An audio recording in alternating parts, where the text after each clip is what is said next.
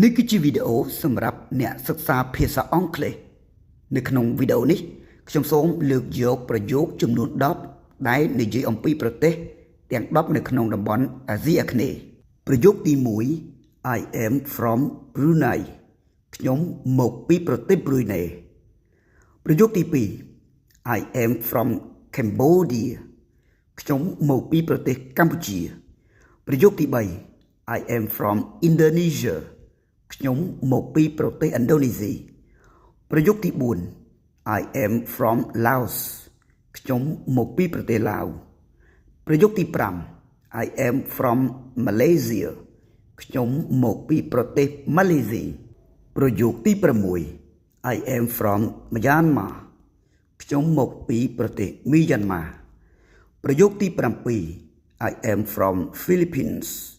ខ្ញុំមកពីប្រទេសហ្វីលីពីនប្រយោគទី8 I am from Singapore ខ្ញុំមកពីប្រទេសសិង្ហបុរីប្រយោគទី9 I am from Thailand ខ្ញុំមកពីប្រទេសថៃប្រយោគទី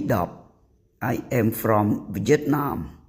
ខ្ញុំមកពីប្រទេសវៀតណាមសាកល្បងបកប្រែប្រយោគដោយខ្លួនឯងជួបគ្នានៅក្នុងវីដេអូបន្ទាប់